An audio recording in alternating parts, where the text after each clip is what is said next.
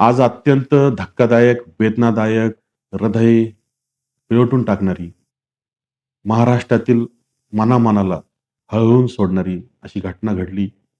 महाराष्ट्राचे उपमुख्यमंत्री लाडके दादा अजितदादा पवार यांचं विमान दुर्घटनेत बारामती येथे निधन झालं आणि मन सुन्न झालं. ही बातमी ऐकताच अंग थरारून गेलं.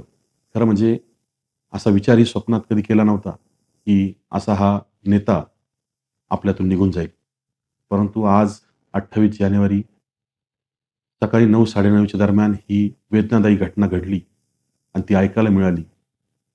खरंच यापेक्षा वाईट घटना असू शकत नाही. खूप वाईट घटना घडली.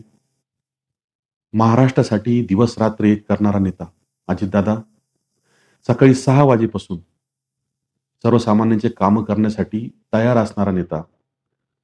दिवसभर वेगवेगळ्या प्रकारच्या मीटिंग्स, कार्यकर्त्याच्या भेटीगाठी, अनेक कामात गुंतलेले सदैव अजितदादा असायचे. उशिरापर्यंत कामं करायचे आणि सकाळी पुन्हा 6 वाजता कामावर हजर राहायचे. आज सुद्धा अशाच धावपळीत, अशाच गडबडीत आज एका सभेला संबोधित करण्यासाठी बारामतीला जात असताना बारामती येथे विमानतळावरती विमानाचा अपघात झाला आणि ही दुर्दैवी घटना घडली. खरंच ही उणीव भरूच शकत नाही. अशी मोठी पोकळी आणि उणीव दादांच्या जाण्याने झाली आहे. संपूर्ण महाराष्ट्राचं नुकसान अजितदादांच्या जाण्याने झालेलं आहे. अजितदादा हा सर्वसामान्यांसाठी लढणारे नेते होते. त्यांच्या प्रश्नासाठी कायम तत्पर असणारे नेते होते. सदैव सर्वसामान्यांच्या कामासाठी अडणारे नेते होते. असे हे नेते आज आपल्यातून निघून गेले.